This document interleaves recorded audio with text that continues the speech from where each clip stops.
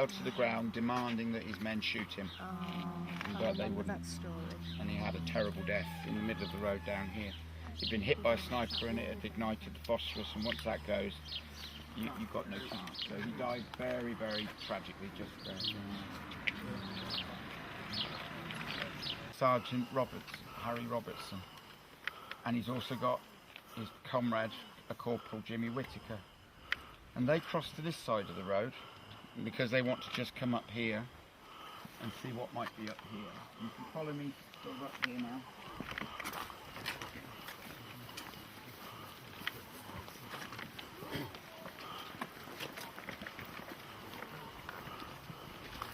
Simon? This is important to Simon because Simon is a barrister and he set up the Anglo-French Law Society, and he has named it after his dad's best friend, who was Harry Robertson, and Harry was my dad's sergeant. And as they got here, that house there with the top window that's facing us, a sniper shot Harry dead, and Harry fell somewhere here. And my dad and Jimmy must have dropped to the ground. And survived. And then they got up, and Harry was dead.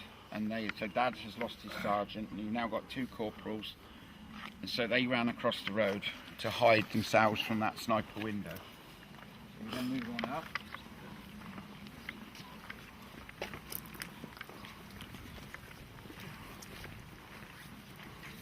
And they're trying to make sure he can't get a shot at them, so they're keeping close to this wall.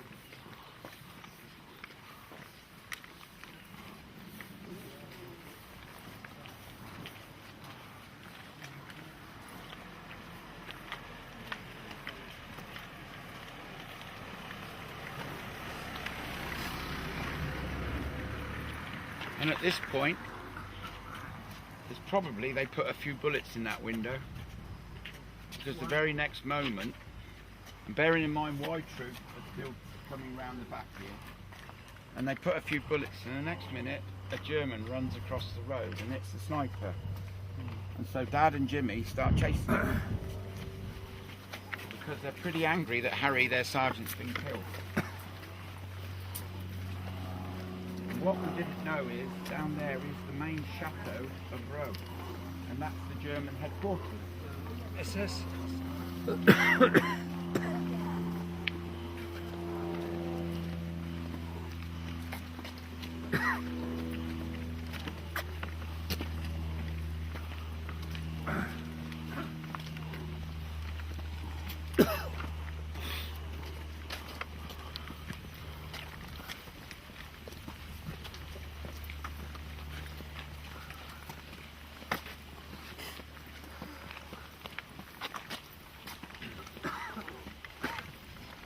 The Chateau of Rome.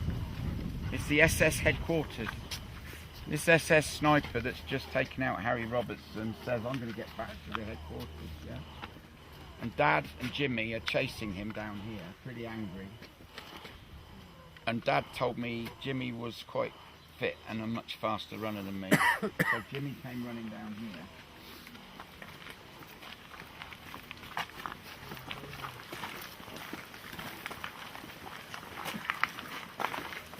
The German went through this gateway, and Jimmy didn't stop. Jimmy said, I'm going to get you, and he gets through here, and there's a machine gun, and it takes Jimmy out, and he's dead. Jimmy, my dad's mate, was dead. And my dad just stopped, and that was it. He went back up to the road because he was on his own, and he just didn't know, and he wanted to wait for the rest of Y Troop. And the German must have made his way back down to the chateau. Yeah. And this is where Jimmy laid. And my dad never knew, after he'd been shot, after he'd been temporarily buried, where Jimmy ended up. And it wasn't until the 1980s when I came to France and told Dad I was in Arromanches when I got back. And he said, oh, if I'd have known you were in Arromanches, I'd have got you to find out where Jimmy was buried. And Dad, throughout his life, always talked about Jimmy. If he hadn't have been the faster runner, it would have been me. He basically saved my life by taking the bullets that I could have easily taken. And so I found Jimmy's grave in Bayeux War Cemetery, and I've now been there several times and paid my respects. So I treat him as like my dad must have treated him as a brother. And my dad told me when I was a bit older, he said, if you ever have to go to war, don't make a comrade a best friend. Because when you see your best friend killed, it totally changes everything for you. And you know, as tough as commandos were, as tough as they were, they still had emotion inside them. And so I was able to take all of that and explain to Dad what I'd seen, what I'd found, and that's really how I got to meet Keith, because I went on to a Commando Veterans Archive, which was linked originally to the Commando Veterans Association, and posted a message against my dad's picture, which was in there, saying, does anybody on here know Jimmy Whittaker's family? And I got a phone call saying, you shouldn't post those sort of messages on the gallery, you post it on the forum. But there's a guy on the forum called Keith Taylor, who's an expert on 4/6 Commando. But having emailed Keith, he lived in Germany and I lived in England, and I didn't know how we were going to communicate. And Keith said, I've got my his dad's diary, and I don't want to just stick it in a drawer, I want to make a book of it. And Keith therefore decided he'd write a book. Hadn't got a title for it at the time. And then you came over to London to a funeral, an auntie's funeral. Yeah, that's right. Yeah. Came over to London for an auntie's funeral, and I said, I'll meet you in London and we'll chat about 4/6 Commando. And I took all my dad's pictures that he'd kept and everything. Opened up, we sat and had a coffee in the Imperial War Museum, didn't we? Yeah. I opened up the box, and the first thing Keith said is, that's my dad's handwriting. And what I didn't know is my dad and Keith's dad had been communicating with each other after the war. Regular letters, regular postcards, Christmas cards. Christmas cards, of course. Everything. Very important. And that's how our friendship, Yeah, sure. our friendship grew. So we've now become, with Simon and Dave, who's not here, Dave Atkins, we are what we call the Band of Brothers, Band of Sons, because through Simon's help, where have you gone, Simon? There you are. Through Simon's help and through Dave's help, and with all the research that Keith put into all of this, you know, neither this book, well, certainly this book is Keith's book, and all I did was help him compile information in it. After he decided that was it, I said... And correct the English. After he decided that was it, I said, well, what about all the men who died after Roe? And he said, oh, I hadn't thought about writing about that. And I said, well, you can't forget them. So then he basically set me the task of, you do all the research in the UK, and because Keith lives in Hamburg, he was access to historians in Germany. And for the next 4 years, we walked the journey through Normandy into Holland, well, back over to the UK, but then back over to Holland and Belgium and Holland, and through over the River Rhine. We've done the Rhine crossing, we've done the Aller, the Elbe, the Weser, and we went right to Osnabrück, and we went right to Neustadt on the Baltic coast. And the tragedy that they uncovered when they got there with concentration camp prisoners. That's all in broken bridges, rivers to cross. But sadly, we can't do a tour like this in Germany. It's just not possible. But if any of you ever do go to Germany, then, you know, the war graves, the Commonwealth war graves in Germany are as pristine as they are in France. The Royal British Legion and the Commonwealth war graves, they keep them in top condition. So We followed that trail. yeah, well, yeah. Well, now David's uncle, Thomas Vardy, in Roe, for his actions, was awarded the military medal. So David's uncle got the military medal for his bravery in this village. Sadly, he fell crossing the river Aller, and we found, and we through David's help, we found where his uncle had been temporarily laid to rest as well. And they all now rest in cemeteries through you've got Reichwald Forest, Becklingen, Hanover, Hamburg, and the one man I said to you who got killed in a jeep crash, he's buried in Bornrij, which is in Holland. And when we go back on Wednesday, we are going to call in at Bornrij and pay our respects on our way back to Hamburg, aren't we? So that's the guided tour for Y Troop and S Troop. We're now going to walk back down to the bridge. Do you want to look at it, the map? We're going to walk down to the bridge where we'll pick up A and B Troop. Is anybody flagging? Is everybody all right? I don't want you. Yeah. Nobody.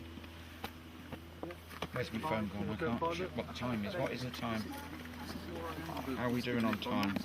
Because they'd been radioed, we need reinforcements, and they had tank support, and of course, unfortunately, they met each other and they took the prisoners. So that was the end of that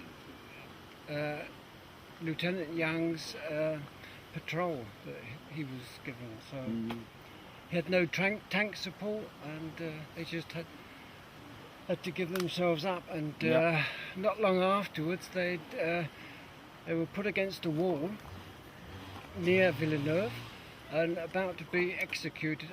Then suddenly an SS officer came and said, "What are you doing?" "No, you don't execute them." And they were then taken prisoner and walked. Even though Hitler had said every man with a green beret would be executed, for some reason this officer decided that they would be taken prisoner. So the fate was on their side then, that they could have easily, as other atrocities had happened further up where men had been captured and Canadians had been shot by the SS. So we're going to walk back the way we came and then cut down towards the bridge. War criminal convicted and tried in this theatre of war was the head of the 12th SS Panzerdivision Hitlerjugend, Kurt Meyer. And if you're interested, Kurt Meyer you can look at the transcript. What was his fate? What did he get? He was sentenced to death. Then he appealed and he got 19 years in Canada. And then he went back into Germany and was part of HIAG, which was a front organisation for the SS after the war, which even got close to Konrad Adenauer.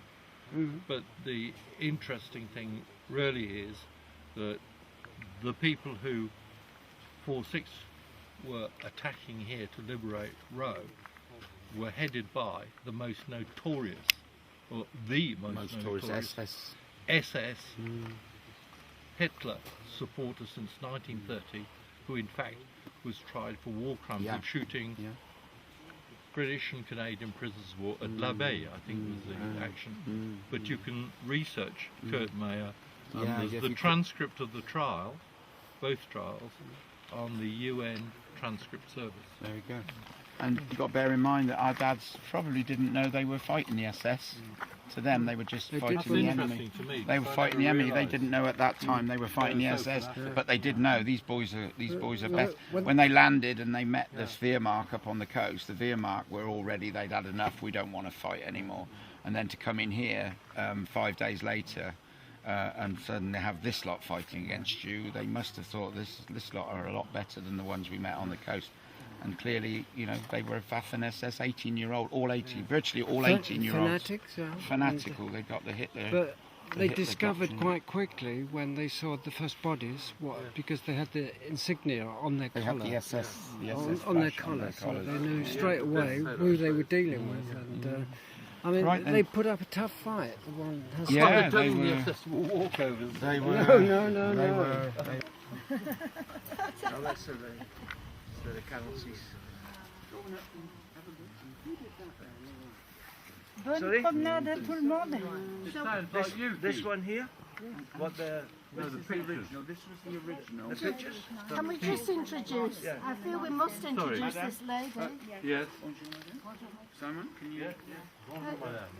Je suis l'interprète. Alors on va mieux se comprendre. Madeleine Lemonnier. Et le 6 juin 1944, j'habitais là, derrière, là, tout juste de là derrière, il y avait une maison. On habitait dans la maison, on était 7 enfants et mes parents. On the 6th of June, we lived just there, where you can see behind the signpost in the field, Juste derrière. because there was a house there, and we were a family of 7 children. Oh wow. Et la maison a brûlé le 8 juin 1944. And the house burnt down on the 8th of June 1944. 8th of June 1944. So 2 days before. Pourquoi est-ce que ça a brûlé? Alors, Why did it burn down? 2 days before the... Quand on habitait la maison avec mes parents, les Allemands nous avaient réquisitionné 2 pièces en bas et on abritait 22 Allemands.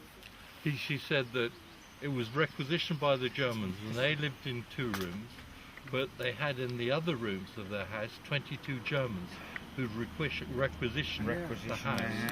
Yeah. Alors, on ne sait pas si c'est les Anglais ou les Allemands qui ont brûlé la maison, mais nous, on a été réfugiés parce qu'on avait eu ordre de quitter la maison et le sort a voulu qu'on se réfugie où j'habite actuellement. Tout ça, c'est à moi, là, vous voyez. Et c'était un champ, il y avait 2 tranchées allemandes, on s'est réfugiés dedans. He said, we don't know who set fire to it, whether it was British or German, but we left the burning house and there were German trenches along this hedge, and this was, and it's still our land, and my sister made us all go along and hide in the trenches behind the... Et c'est quand on est ressorti dans les tranchées, alors une petite anecdote, ma dernière sœur de l'époque, parce que j'en ai eu une autre plus tard, elle avait 6 mois et ma maman l'allaitait. Et pour ne pas qu'elle pleure, qu'elle fasse du bruit, que les Allemands ne nous entendent pas, maman la gardait toujours à son sein, comme ça elle pleurait pas. She said that at the time, the youngest child hadn't been weaned, and the mother was frightened. Her mother was frightened that because they were in the trenches, the Germans would discover them if they made a noise. So her mother kept her sister at the breast, breastfeeding her all of the time, so she didn't cry or cry out. And she wanted to give that as a special anecdote. Yeah. What age is Madame? May we ask, what age was she in 1944? Vous savez quel âge en 44? 9 ans et demi. 9.5 years old 9.5. in June 1944. Wow. Je vais en avoir 90. She's going to have 90. She's going to be 90 years old very shortly. Et je suis handicapée parce que j'ai une maladie neurologique qui me prend par les pieds et je n'ai pas de stabilité. Il faut que She says I'm slightly handicapped because I've got a neurological complaint in my legs, so I have to use 2 sticks in order to stay stable. Et vous voyez, le destin a voulu que plus tard, je n'ai jamais quitté le quartier. On a toujours habité plus ou moins par ici. Oui. Et on a acheté le bout de terrain qui est là. Et mon mari a construit sa maison dessus. Et c'était là qu'on était réfugiés dans les tranchées. Les tranchées se trouvaient dans la maison. She's saying that to shorten a little bit, but her husband, the guy she married, built a house there over where the trenches were. Where they hid. Right. Do you want to show her your father? Tell her that's your father. Ça c'est mon père qui a lutté pour libérer ici. Oui. Did he made that plaque? Okay. Oui. Okay. Oui. Je sais pas s'il y a des ressemblances, non? C'est le nez surtout. I I was just saying, I don't know if there's any remembrance. I think it's the big nose that my father and I have This in lady common. said that her husband made the plaque on this. When they named this 4-6 Commando Vous avez dit que c'était Square, that was what was first erected, and then later on they built the plaque with all the names on. So originally, when the Commando vets came, they gathered around this monument, and then later on, when the named one was created, then obviously the whole area is now 4-6 Royal Marine Commando.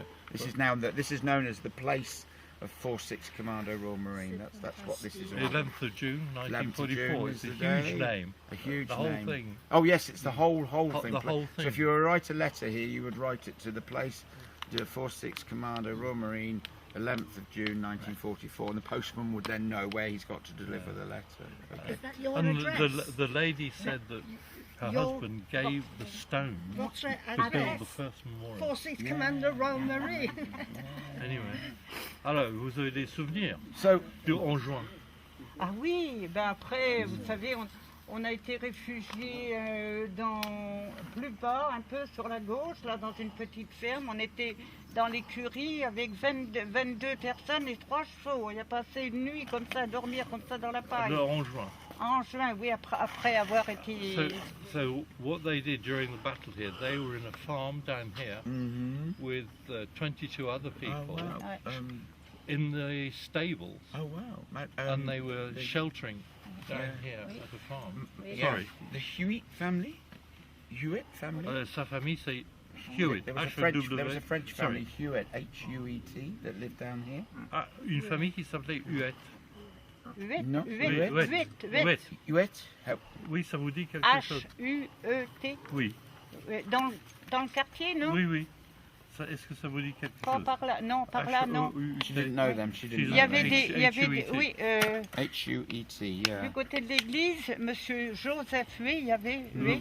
But by the church, Chabert. there was... Ah, Chabert, oui, Chabert, oui. oui. Oui, Chabert, oui. Joseph Hewitt by the church. Madame, Monsieur Fremont. Ah, Frémont, c'est Frémont, Lasson. oui. Monsieur Frémont, c'est un peu plus, c'est sur Lasson.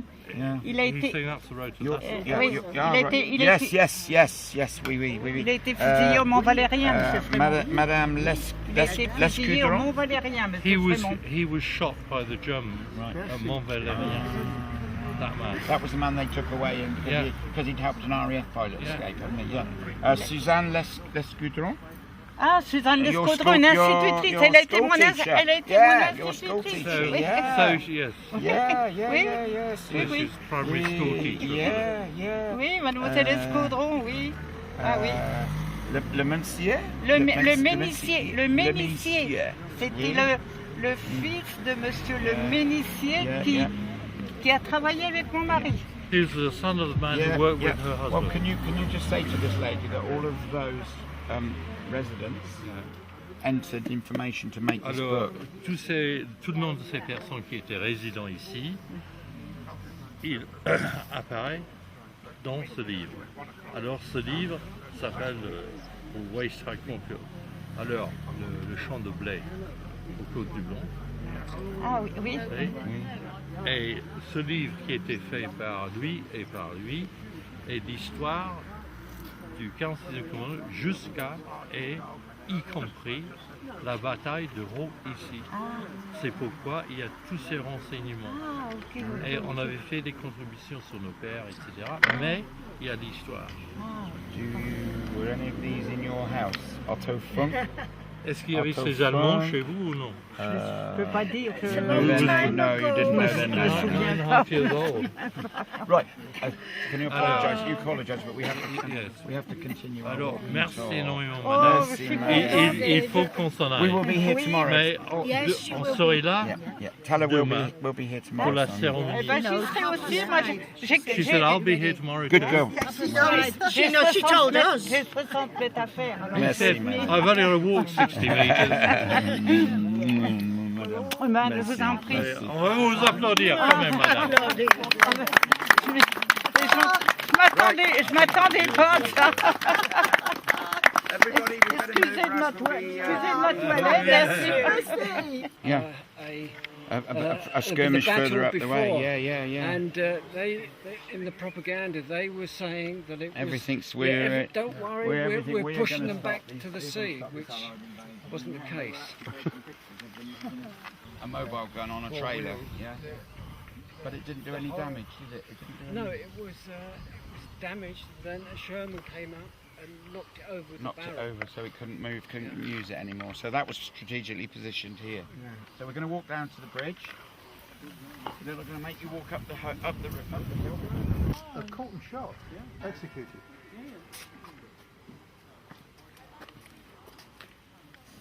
Don't understand why they didn't put that on the flag. 3 minutes, they're walking back dirty from machine guns.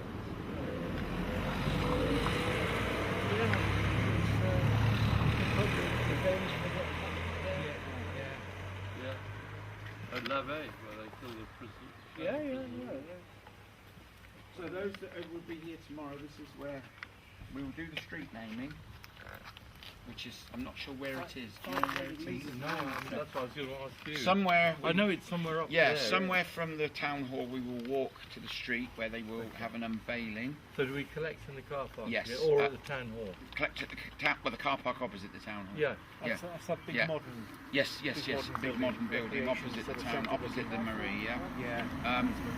Everybody parked there because that's where we end up for the party. Yeah. Okay, but we will then walk from there to this street naming What ceremony. time? Sorry. Yeah. 1:30 to start the walk. 1:30 to start the walk for the So I naming. suggest you get there for 1 o'clock. And B Troop have gone up here. B Memory Troop, banks.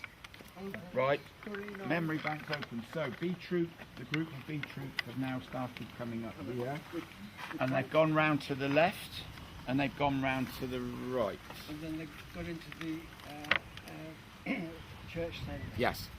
And then Johnny Harrison followed them on. And Johnny Harrison would have walked up here, so Nicky's dad, hearing gunfire, hearing lots of things going on, wondering what the hell is happening. So they would have walked up here. So B Troop have gone. They've gone up into the town. And A Troop are coming up here thinking, blimey, there's a good old fight going on up here. They've got an advanced party going on. And they're following behind. Like what Jeff said about his father. They were the advanced group and the rest of the troop were following up.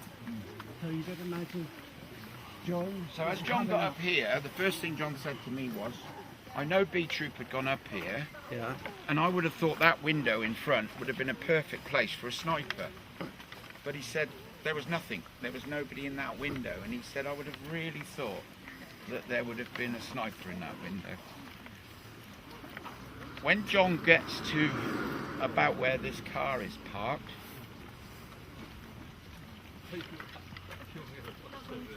they hear the rumblings of a tank. Oh, a tank. But it's not a Sherman. It's not a Sherman. No, they can't. We'll wait for them because this is an important story. B Troop have come up here as an advance party. One group's gone to the right and another group's gone to the left, down towards the church.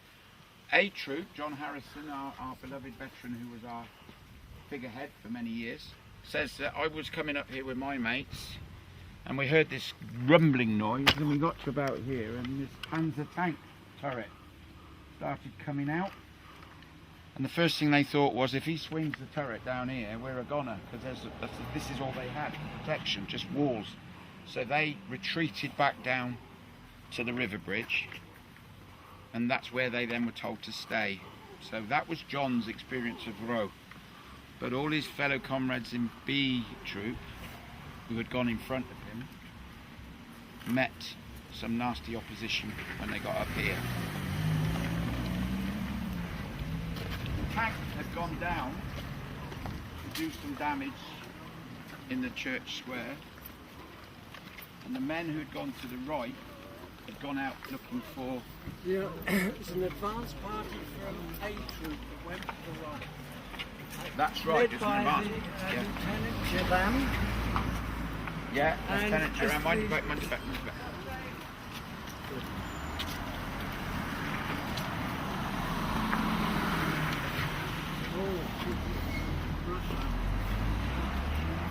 Here, and he got so far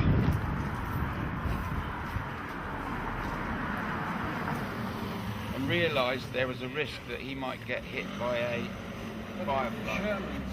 There were Sherman tanks down here, and he thought I might get into trouble if I go down there. So he puts his vehicle in reverse because he can't swing his turret round, and he goes back up here towards the town hall in reverse. But commandos and Germans are fighting now up in this street, and it's hand-to-hand combat up here. And those that get wounded get run over by the tank. So there are men up there that may have survived but didn't make it, and Lieutenant Jerram is one of them. Begbie, where would Begbie have gone? Begbie would have. What was the troop was Begbie in? What troop was he in? What troop? Y troop.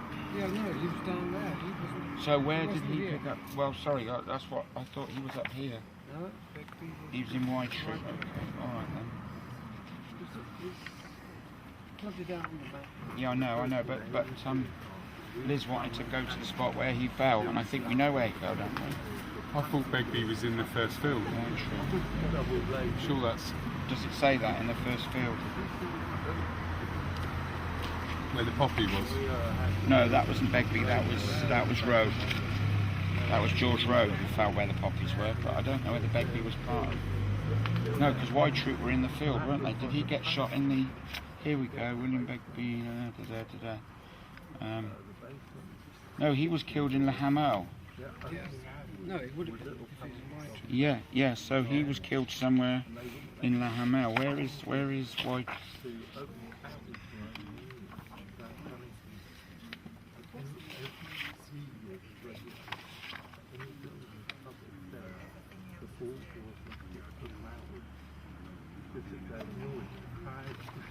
Henry Jones, William Leeming, Lieutenant Nunn, and William. Oh yes, Sergeant. Here we go. Number 5.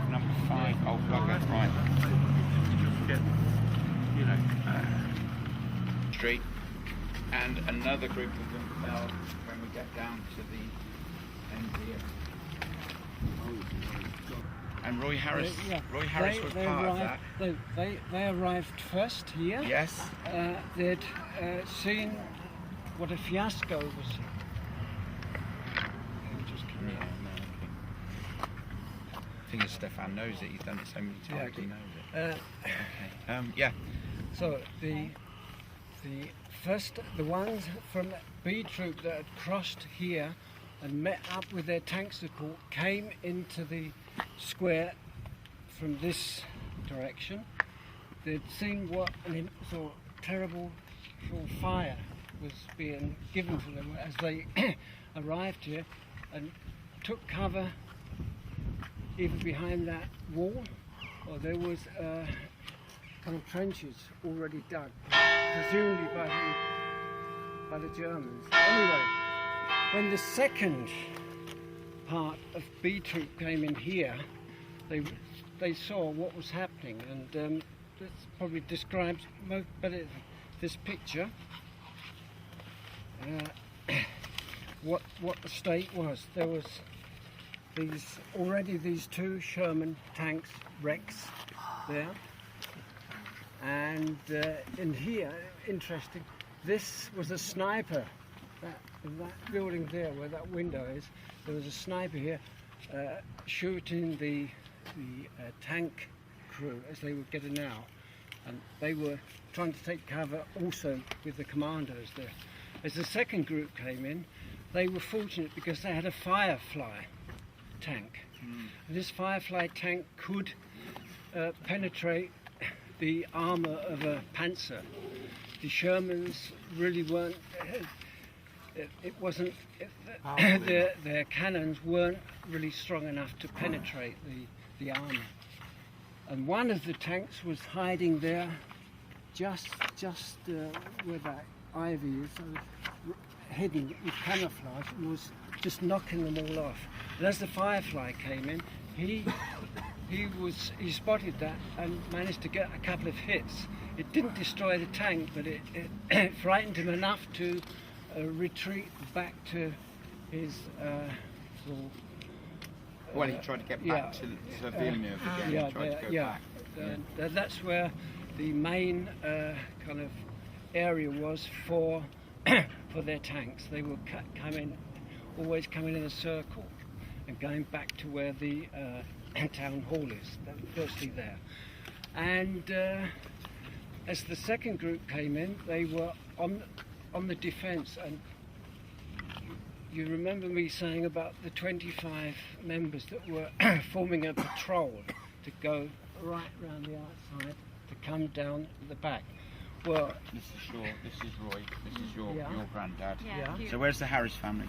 Yeah. So this is your Roy is here, and they're trying to carry out this patrol. The problem is, and then all of a sudden, the Germans are really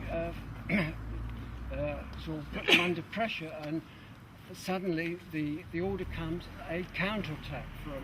So the Germans now are going to try and come in and counterattack. A counterattack from the commandos. Oh right, okay. With artillery support. So they started then to slowly retreat, meaning that they were able to carry on with their plans, but too many were. You've got to imagine here's a cornfield. All the way around here is another and they cornfield. were pushed more to the north, but the main body of the counterattack were pushing in the direction that they were originally planned to do.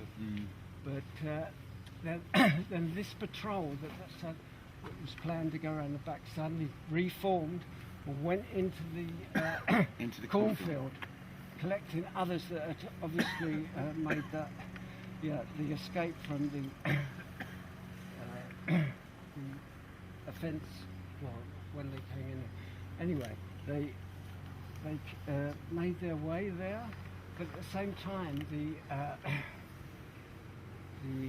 SS had called for reinforcements, and the reinforcements were down there in Villeneuve.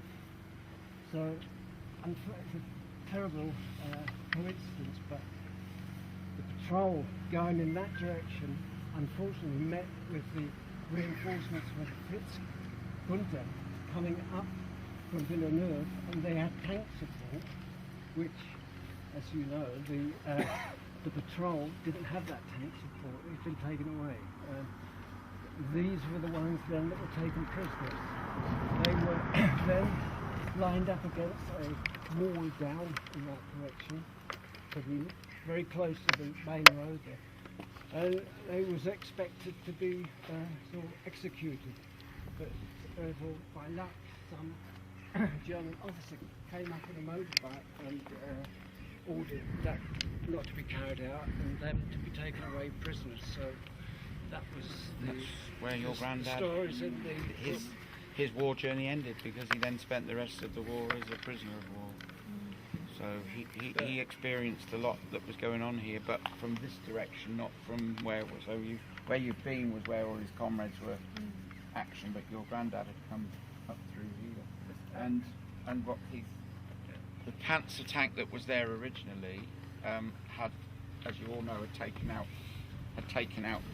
the Sherman, but the commander in charge of the Shermans wanted to know what was going on.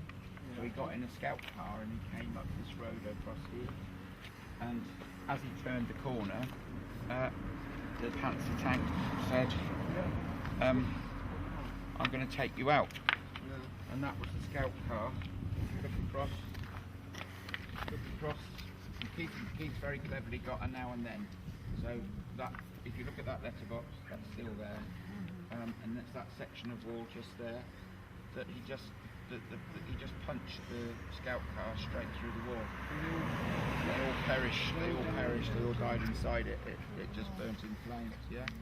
And then here, as that Sherman that was there before he was destroyed, he came up there, and if you come and look at this building,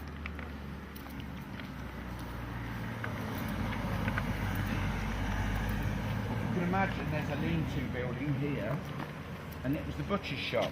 Yeah. And there were German soldiers in there shooting out of the window. So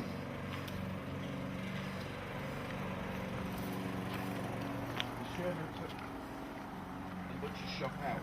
This is a photograph taken after the event, because these are Canadians that have now come in to occupy the town. But as you can see, on the end of this building was a lean-to building, which was totally destroyed, and clearly they knocked it all down and rendered that wall, and that's probably the only part of original wall that was just over there being repointed. But yeah, so that's a classic picture that you'll find in the book that relates to Roe. And then when you go to the other end of the village, the Panzer tank that had reversed all the way down because he didn't want to meet the Firefly finally got hit by the Firefly. And that's, if you remember when we arrived this morning, this is the car park and there's the entertainment centre and the town hall is here. And the Firefly got knocked out, and as you can see his barrel, the Firefly knocked the Panzer tank out. And as you can see, his barrel has been totally shattered off the end. Cool. The problem was that the driver of the Firefly was told to regroup, and he took the wrong turning, which led him down into that area where the German reinforcements were. So he had to do so a he knocked that tank out first, and then carried on drove going. on onto the main road where all the German, and they were all course, parked and they up. knocked him out quickly. He managed to escape with another one, and 2 were killed and 2 taken prisoners. Yeah, so, yeah. So guys and girls, that's the end Did of they our survive? tour. The prisoner award. I don't know if they We don't know what happened to the But Canadians. We don't know. Oh, sorry, they were Canadians, weren't they? in the Canadians. tank? They were Yeah. Canadians, sorry. No, they were Beg your Canadians. pardon. They're not British. They were Canadians. So tank crew. that's it for us. Yeah, that's it. Thank you, Jeff. Thank you, Pete. So if you